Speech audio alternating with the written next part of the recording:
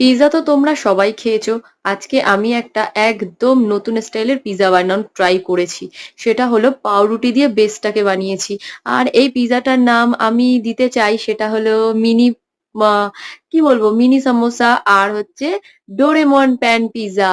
তো এই যে রেসিপিটা আছে এই রেসিপিটা তোমাদের যদি ভালো লাগে আর যদি দেখতে ইচ্ছা করে তাহলে এটার বড় ব্লগের লিঙ্কটা আমি এই নিচেই শেয়ার করছি, তো তোমরা ওখানে গিয়ে এটা দেখতে পারো।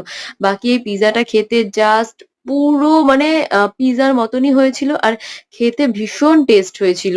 আর এই রেসিপিটা খুব সোজাই, খুব একটা কঠিনও না, কিন্তু এটা বানাতে আমার খুব ইন্টারেস্টিং লেগেছিল। খুব অল্প সীমিত ইনগ্রিডিয়েন্টস দিয়েও এটা হয়ে যায়। আর পিৎজা বেস বানানোর দরকারই নেই অত কষ্ট করে। তো একদম দোকান থেকে কিনে আনা পাউরুটি দিয়ে খুব তাড়াতাড়ি এটা করে ফেলা যায়।